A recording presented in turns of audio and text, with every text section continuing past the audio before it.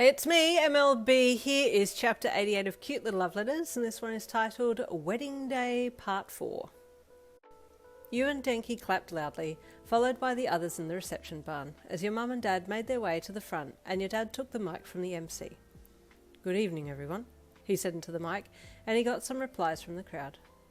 How lovely it is to have all of our closest, nearest and dearest together today to celebrate the marriage of my daughter to this amazing man, he said, throwing Denki a giant grin.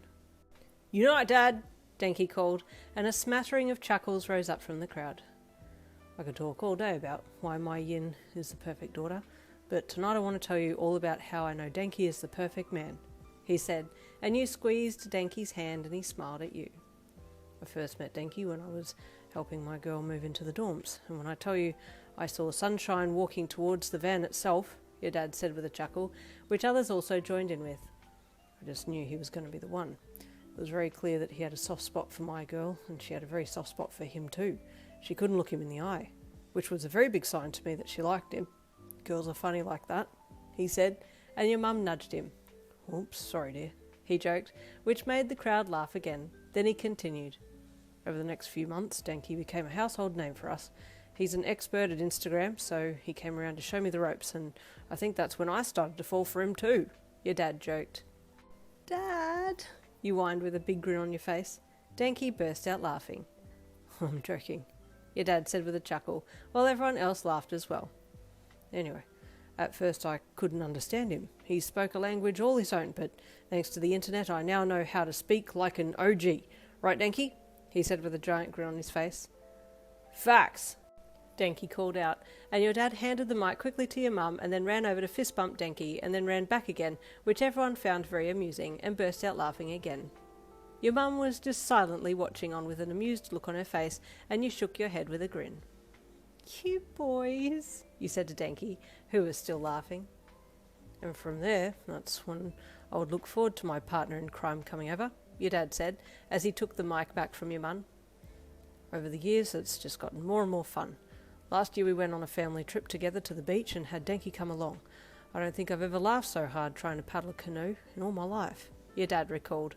You laughed, reliving the memory of those two in a canoe struggling to get it to go in a straight line, while you and your mum did just fine and had a wonderful time. Denki, your dad said, after the laughter had died down. We are proud to have you as part of our family now, and I am so honoured to get to be able to call you my son. You will do well by our precious Yin. I know she's in safe hands, he said, tears welling in his eyes as well as your mother's, while you desperately tried to hold back tears of your own. There was a rise of clapping when your dad went silent, and Denki got up and went over to give him a hug, as well as a hug for your mum, and then sat back down again. My lovely wife also has some things she wants to say, your dad said once he'd regained himself. Sorry I've taken all the time. You pretty much said it all, your mum said into the mic after he had passed it to her. I just wanted Yin to know that even though she will be moving on in life with Denki by her side, she is not alone. My love, nature, life and the universe are there for you. Go forth in strength and confidence, knowing we will always be here. See, everyone in this room is here to help in continuing to guide you, nourish you and support you. And same goes for you too, Denki. Life can be difficult at times, so don't forget that we are your family. All of us here are here for you. Never feel like you are alone in this world, she added. If everyone will please raise their glasses for another toast. This one is to the bond, the strength, and the love between these two, she said, raising her glass and encouraging everyone else to do so as well. There was a thunderous cheers, and then everyone clinked glasses and sipped their wine to seal the toast, and then everyone sat down again. The MC thanked your parents and then called on a few of Denki's family members to come up and say some words too. They were sweet people, and they welcomed you warmly, making light jokes about wanting little Denkis and little Yins soon, and you giggled nervously. That was something that you and Denki were yet to do. Sure, you were acquainted with each other's bodies, but never ventured that far. That was something you were looking forward to. Then the main meal was prepared and served, and everyone dug in. It was a beautiful dish full of different vegetables and fried rice, topped off with some more creamy mushrooms, and you looked at Komori to see how she was enjoying it. This is the most delicious, she said to you, her eyes shining as she munched on the food. I do love mushrooms, Alex suddenly said loudly, and she turned to them. Oh, you do? What's your favourite mushroom? She asked them, and you giggled to yourself. Alex has definitely got an in if they can talk mushrooms, you thought. After everyone had eaten, the MC then called Sero to the mic to say his speech. And now we will hear from the best man, the one who's seen our groom at his best and his worst, the MC said, and the crowd chuckled. Sero got up and took the mic and then turned to Denki. So, the jar thing ended up being a good idea, he joked.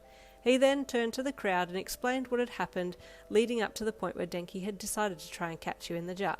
Truth be told, you'd never asked about the lead up to that point, so you were fascinated to know what the backstory was. I warned them, Kirishima called out, and you leaned forwards and looked down the line at him and giggled. It seemed like Kiri was the only one who was careful in that regard.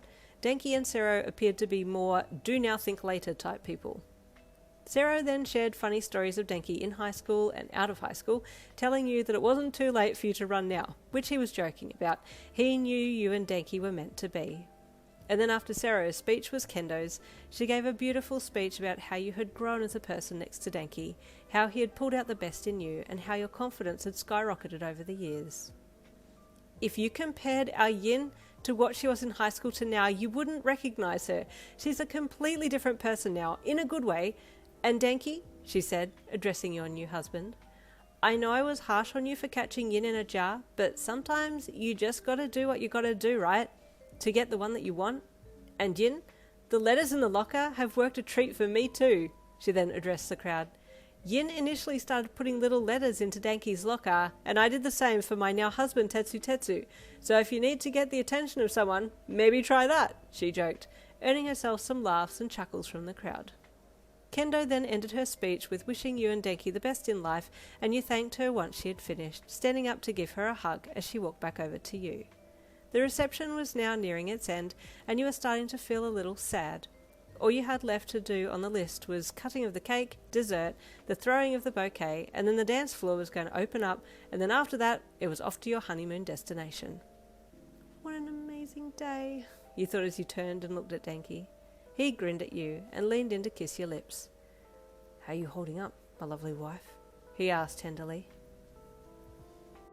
Oh, Denki, stay tuned for tomorrow. The final chapter of Cute Little Love Letters completed with the wedding. And then I do have a side story about Yin's mum and dad getting together, because a few of you have been asking for their backstory.